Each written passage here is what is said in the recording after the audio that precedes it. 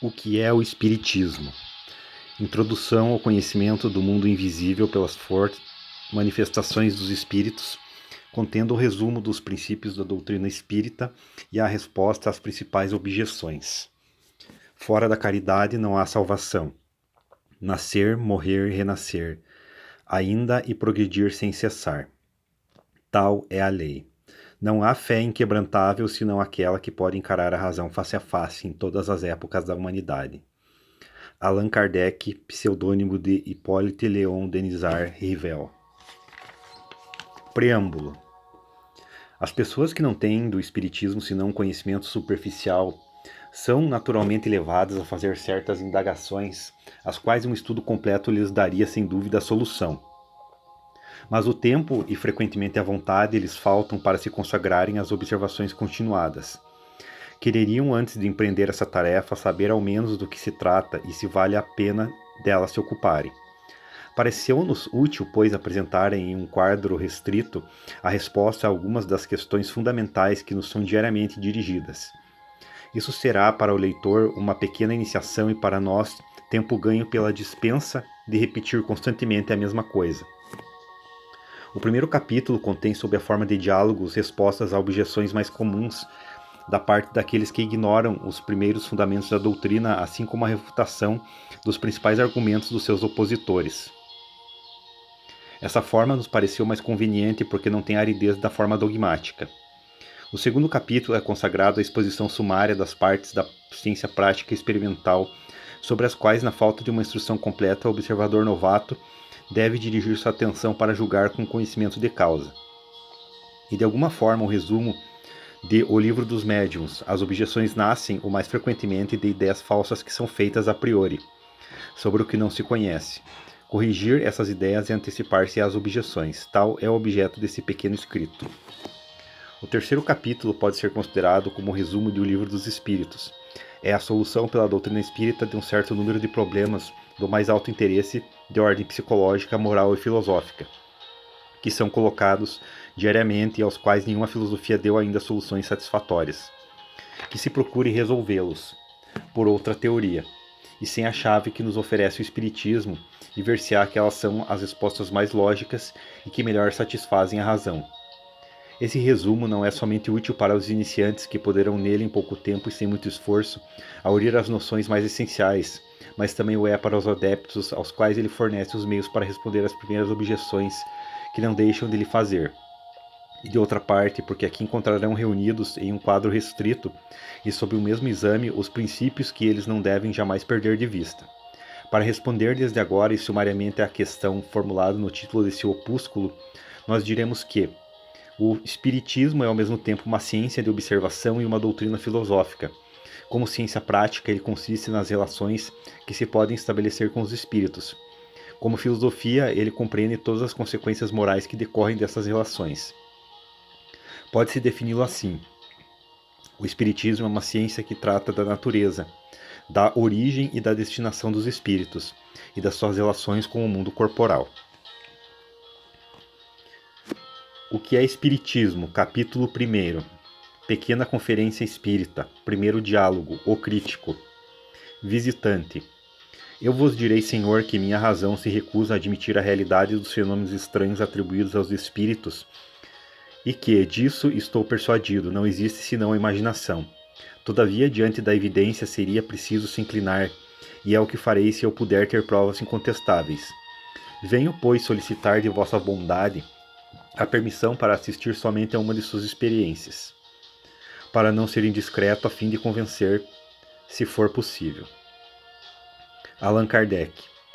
Desde o instante, Senhor, que vossa razão se recusa a admitir o que nós consideramos fatos comprovados, é que vós a crede superior à de todas as pessoas que não compartilham de vossa opinião.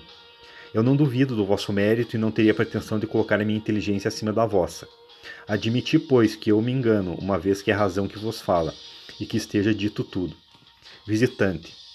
Todavia, se vós chegasseis a me convencer, eu sou conhecido como um antagonista das vossas ideias. Isso seria um milagre eminentemente favorável à vossa causa.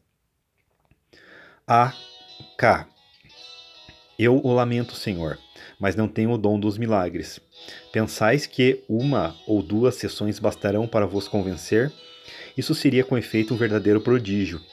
Foi-me necessário mais de 1 ano de trabalho para eu mesmo estar convencido, o que vos prova que, se o sou, não o foi por leviandade. Aliás, Senhor, eu não dou sessões e parece que vos enganastes sobre o objetivo de vossas reuniões, já que nós não fazemos experiências para satisfazer a curiosidade de quem quer que seja. Visitante. Não desejais, pois, fazer prosélitos? AK. Por que eu deveria fazer de vós um prosélito se vós mesmo isso não o desejais? Eu não forço nenhuma convicção. Quando encontro pessoas sinceramente desejosas de se instruírem e que me dão a honra de solicitar-me esclarecimentos, é para mim um prazer e um dever responder-lhes no limite dos meus conhecimentos. Quanto aos antagonistas que, como vós, têm convicções firmadas, eu não faço uma tentativa para os desviar, já que encontro bastante pessoas bem dispostas sem perder meu tempo com as que não o são. A convicção virá cedo ou tarde pela força das coisas, e os mais incrédulos serão arrastados pela torrente. Alguns partidários a mais ou a menos no momento não pesam na balança. Por isso, não vereis jamais zangar-me para conduzir as nossas ideias àqueles que têm tão boas razões como vós para delas se distanciarem. Visitante. Haveria, entretanto, no meu convencimento mais interesse do que vós o credes. Quereis me permitir explicar-me com franqueza e me prometer não vos ofender com minhas palavras? São minhas ideias sobre o assunto, e não sobre a pessoa a qual me dirijo. Posso respeitar a pessoa sem partilhar sua opinião. A.K. O Espiritismo me ensinou a dar pouco valor às mesquinharias e suscetibilidades do amor próprio, e a não me ofender com palavras. Se vossas palavras saírem dos limites da urbanidade e das conveniências, concluirei com isso que sois um homem mal educado, eis tudo. Quanto a mim, prefiro deixar aos outros os erros ao invés de os partilhar. Vedes só por isso que o Espiritismo serve para alguma coisa. Eu vos disse, Senhor, não me empenho de nenhum modo em vos fazer partilhar minha opinião. Respeito a vossa, se ela é sincera, como desejo que respeite a minha. Uma vez que tratais o Espiritismo como um sonho quimérico, vindo para mim, dizeis a vós mesmo, eu vou ver um louco. Confessai-o francamente, isso não me livrará. Todos os espíritas são loucos, é coisa convencionada. Pois bem, Senhor, uma vez que olhais isso como uma doença mental, sentiria escrúpulo em vô-la comunicar. E eu me espanto que com tal pensamento vós procureis adquirir uma convicção que vos colocará entre os loucos. Se estáis antecipadamente persuadido de não poder ser convencido, vossa tentativa é inútil, porque não tem por objetivo senão a curiosidade. Abreviemos, pois, eu vos rogo, porque eu não teria tempo a perder em conversa sem objetivo. Visitante. Podemos nos enganar, iludir-nos, sem por isso ser louco. A.K. Falei claramente.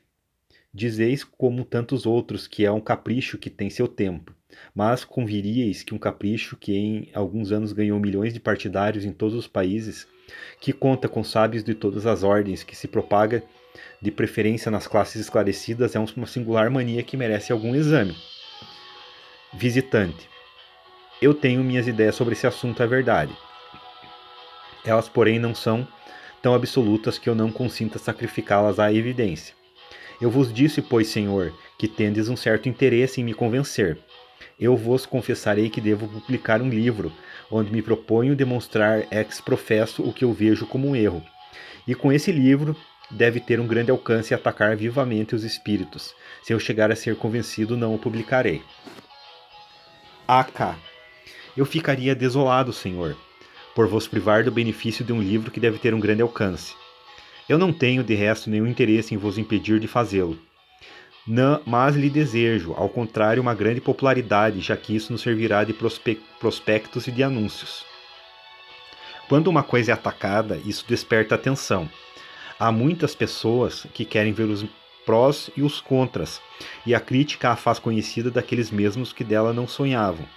É assim que a publicidade, frequentemente, sem o querer, aproveita aqueles aos quais se quer prejudicar. A questão dos espíritos, aliás, é tão palpitante de interesse e ela espicaça a curiosidade a um tal ponto que basta mencioná-la à atenção para dar o desejo de aprofundá-la. Visitante. Então, segundo vós, a crítica não serve para nada? A opinião pública não conta para nada? AK. Eu não considero a crítica como a expressão da opinião pública, mas como uma opinião individual que pode se enganar. Lede a história e vereis quantas obras-primas foram criticadas quando apareceram, o que não as impediu de permanecerem obras-primas. Quando uma coisa é má, todos os elogios possíveis não a tornarão boa. Se o espiritismo é um erro, ele cairá por si mesmo. Se é uma verdade, todas as diatribes não farão dele uma mentira. Depois desse diálogo, escrito em 1859, a experiência veio demonstrar largamente a justeza dessa proposição.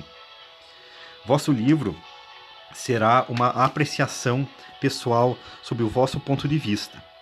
A verdadeira opinião pública julgará se é correta. Por isso quererão ver, e se mais tarde for reconhecido que vos enganastes, vosso livro será ridículo como aquele que se publicou recentemente contra a teoria da circulação do sangue, da vacina, etc.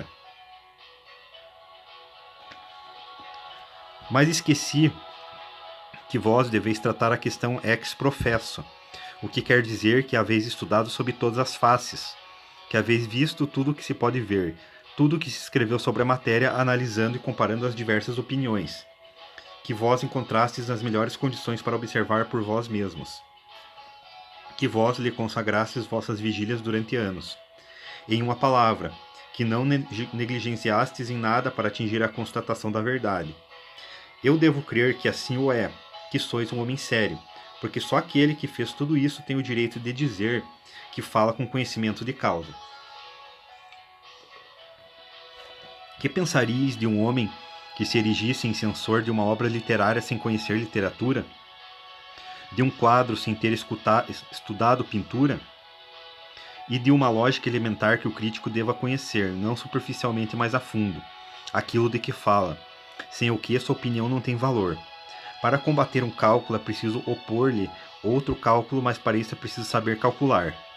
O crítico não deve se limitar a dizer que tal coisa é boa ou má. É preciso que ele justifique sua opinião por uma demonstração clara e categórica, baseada sobre os próprios princípios da arte ou da ciência. Como poderá fazê-lo se ignora esses princípios?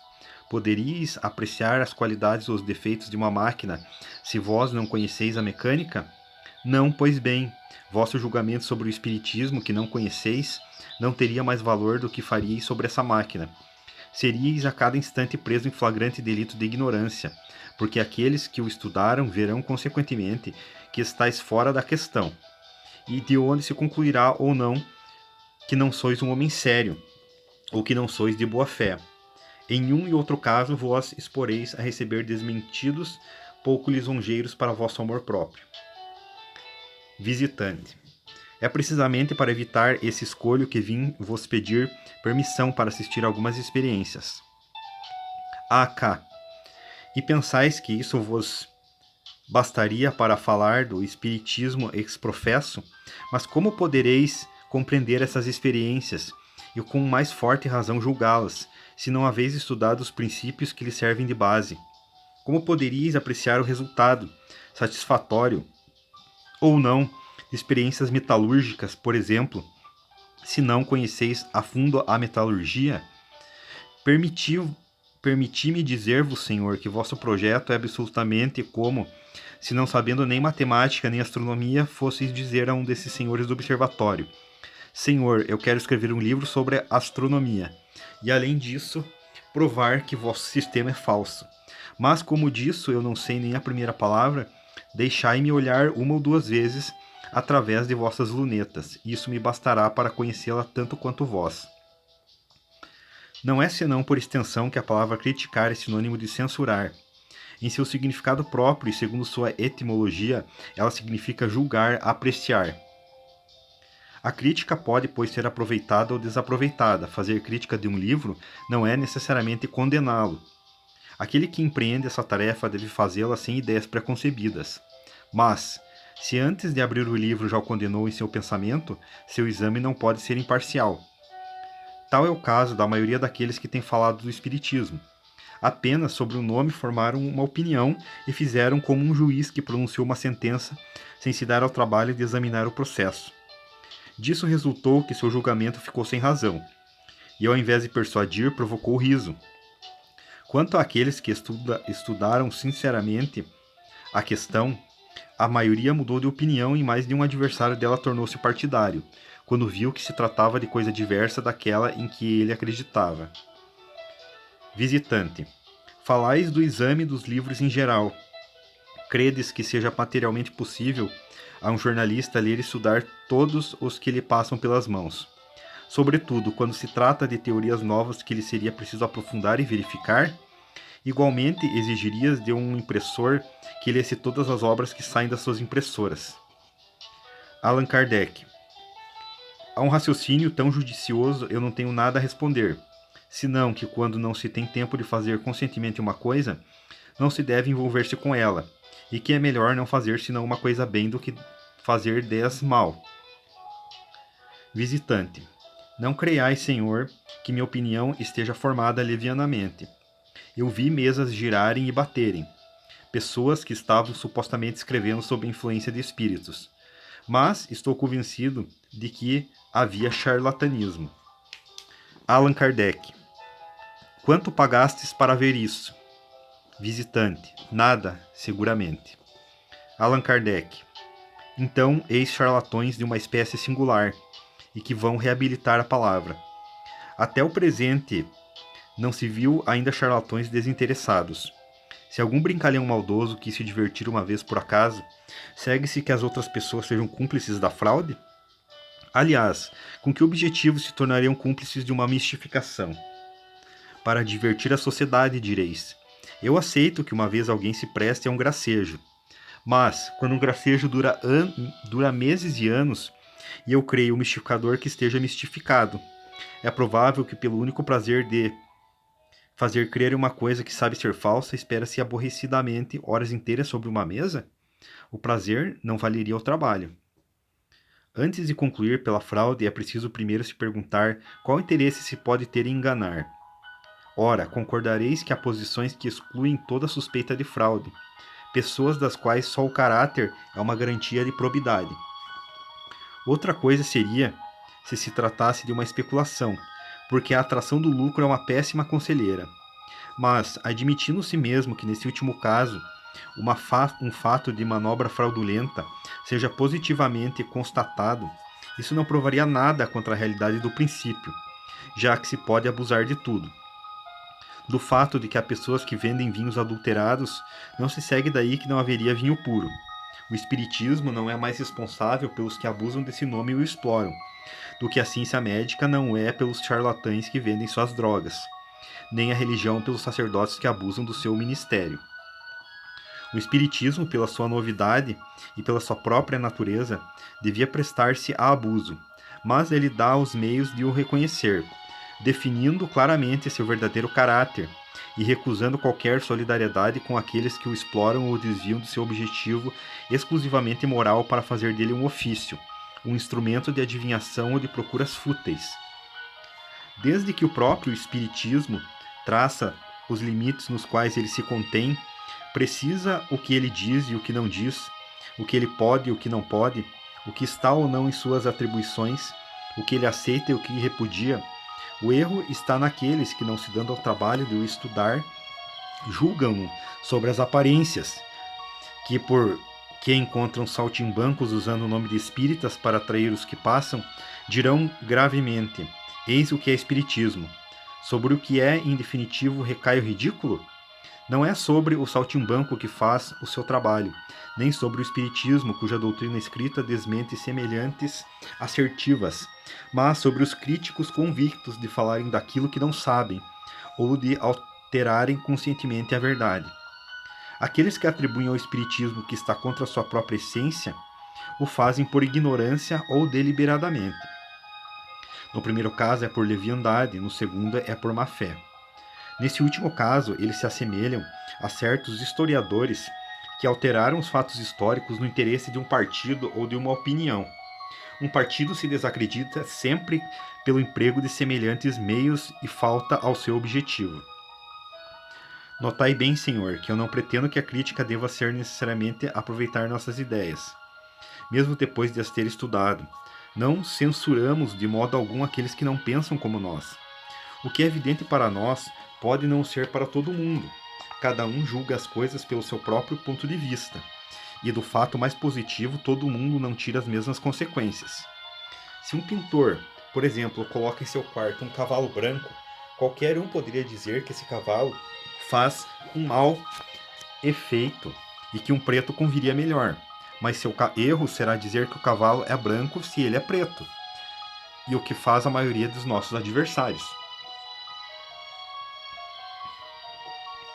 Em resumo, senhor, cada um é perfeitamente livre para aprovar ou criticar os princípios do Espiritismo, para deduzir deles tais consequências boas ou más, como lhe agrade. Mas a consciência impõe um dever a todo crítico sério, de não dizer ao contrário do que é. Ora, pois, a primeira condição é de não falar daquilo que não se sabe. Visitante. Retornemos, eu vos peço, às mesas moventes e falantes. Não poderia ocorrer que elas estivessem preparadas? Allan Kardec. É sempre a questão da boa-fé à qual já respondi. Quando a fraude estiver provada, eu vou-la entrego. Se vós assinalardes fatos e confirmardes de fraude, de charlatanismo, de exploração ou de abuso de confiança, eu os entrego à vossa fustigação, vos declarando de antemão que não lhe tomareis a defesa, porque o espiritismo sério é o primeiro a repudiá-los, e mencionar os abusos é ajudar a prevenir e prestar-lhe serviço. Mas generalizar essas acusações, derramar sobre uma massa de pessoas honradas a reprovação que merecem alguns indivíduos isolados é um abuso de um outro gênero, o da calúnia. Admitindo como vós o dizeis que as mesas estivessem preparadas, seria preciso um mecanismo bem engenhoso para fazer executar movimentos e ruídos tão variados. Como não se conhece ainda o nome do hábil fabricante que as confecciona, no entanto, ele deveria ter uma enorme celebridade, uma vez que seus aparelhos estão espalhados nas 5 partes do mundo. É preciso convir também que seu procedimento é bem sutil, uma vez que se pode adaptar à primeira mesa encontrada sem nenhum sinal exterior. Porque desde Tertuliano, que ele também falou das mesas girantes e falantes, até o presente ninguém pôde ver o mecanismo nem descrevê-lo? Visitante. Eis o que vos engana. Um célebre cirurgião reconheceu que certas pessoas podem, pela contração de um músculo da perna, produzir um ruído parecido com o que vós atribuís à mesa, de onde ele concluiu que vossos médios se divertem à custa da credulidade. Allan Kardec. Então, se é um estalido do músculo, não é a mesa que está preparada, uma vez que cada um explica essa pretendida fraude à sua maneira. Isso é prova, a mais evidente, de que nem uns nem outros conhecem a verdadeira causa. Eu respeito a ciência desse sábio cirurgião, somente que surgem algumas dificuldades na aplicação dos fatos que ele assinala às mesas falantes. A primeira, que é singular, que essa faculdade até o presente excepcional é olhada como um caso patológico, tenha de repente se tornado tão comum. A segunda, que é preciso ter uma bem robusta vontade de mistificar para fazer estalar seu músculo durante 2 ou 3 horas seguidas, quando isso não produz nada além de fadiga e dor. A terceira é que não entendo como esse músculo se corresponde com as portas e paredes nas quais as pancadas se fazem ouvir. A quarta, enfim, que é preciso a esse músculo estalante uma propriedade bem maravilhosa para fazer mover uma mesa pesada, levantá-la, abri-la, fechá-la, mantê-la suspensa sem ponto de apoio e, finalmente, quebrá-la da queda. Não se desconfia que esse músculo tivesse tanta virtude. O célebre cirurgião do qual falastes estudou o fenômeno da tipologia naqueles que o produzem? Não. Ele constatou um efeito fisiológico anormal entre aqueles indivíduos que jamais se ocuparam com as mesas batedoras, tendo uma certa analogia com aquele que se produz nas mesas.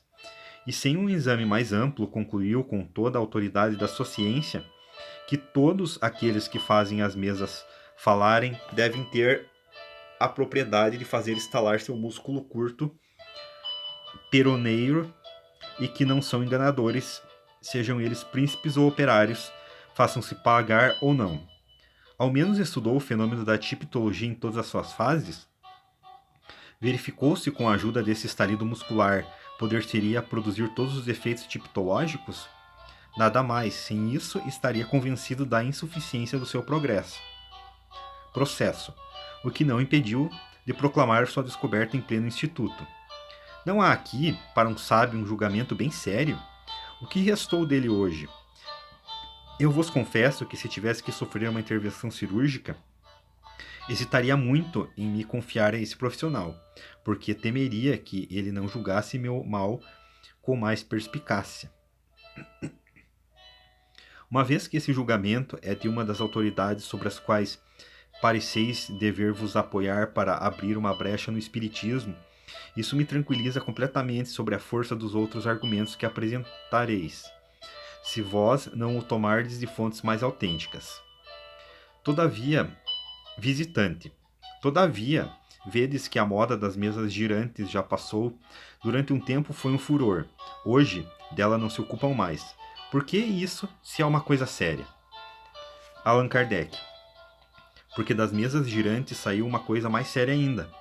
Dela saiu toda uma ciência, toda uma doutrina filosófica, muito mais interessante para os homens que refletem. Quando estes não tinham mais nada para aprender vendo rodar uma mesa, dela não se ocuparam mais. Para as pessoas fúteis que não se aprofundam em nada, era um passatempo, um brinquedo e o tiveram bastante. Essas pessoas não são consideradas em ciência. O período de curiosidade teve seu tempo, o da observação lhe sucedeu. O espiritismo então entrou para o domínio das pessoas sérias, que não se divertem com ele, mas que se instruem.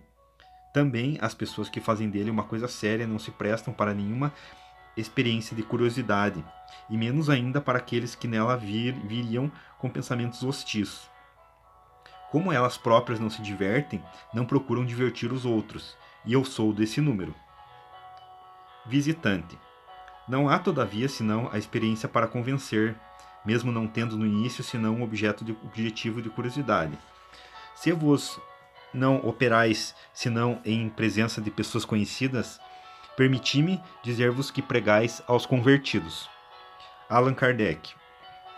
Uma coisa é estar convencido, outra é estar disposto a se convencer.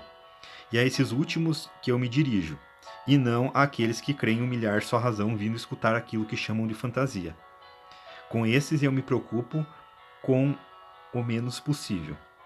Quanto àqueles que dizem ter o desejo sincero de esclarecer, a menor maneira de o provar é mostrando perseverança. Se os conhece por outros sinais além do desejo de ver uma ou duas experiências, esses querem trabalhar seriamente. A convicção não se forma senão com o tempo, por uma contínua observação feita com um cuidado particular. Os fenômenos espíritas diferem essencialmente daqueles que se apresentam nas ciências exatas. Eles não se produzem à vontade, é preciso compreendê-los quando ocorrem, e vendo-os muito e por longo tempo, que se descobre uma multidão de provas que escapam ao primeiro olhar, sobretudo quando não se está familiarizado com as condições nas quais eles podem se produzir, e ainda mais quando se leva um espírito de prevenção. Para o observador assíduo e refletido, as provas são bastantes. Para ele, uma palavra, um fato aparentemente insignificante pode ser um sinal de luz, uma confirmação. Para o observador superficial e de passagem, para o simples curioso, elas nada são. Eis porque eu não me presto para experiências sem resultado provável. Visitante. Mas, enfim, é preciso um começo para tudo. O iniciante, que é uma tábula rasa, que não viu nada, mas que quer se esclarecer, como pode fazê-lo, se vós para isso não lhe dais os meios? Allan Kardec. Eu faço uma grande diferença entre o incrédulo por ignorância e o incrédulo sistemático. Quando vejo em alguma disposições favoráveis, não me custa esclarecê-lo. Mas há pessoas em que o desejo de se instruir não é senão uma aparência. Com esses perde-se tempo, porque eles não encontram imediatamente o que têm o ar de procurar, e que talvez os descontentariam encontrar. O pouco que vem é insuficiente para destruir suas prevenções. É inútil lhes fornecer oportunidade, porque eles a julgam mal e a fazem objeto de zombaria. A aqueles que deseja se instruir, direi: Não se pode fazer um curso de espiritismo experimental como se faz um curso de física ou de química, já que não se é jamais senhor para produzir os fenômenos à vontade, e que as inteligências que lhes são agentes frustram frequentemente todas as nossas previsões. O que vós poderíeis ver acidentalmente, não apresentando nenhuma continuidade, nenhuma ligação necessária, seria pouco inteligível para vós. Instruí-vos primeiro pela teoria. Lede e meditai os livros que tratam dessa ciência. Ali aprendereis seus princípios e encontrareis a descrição de todos os fenômenos.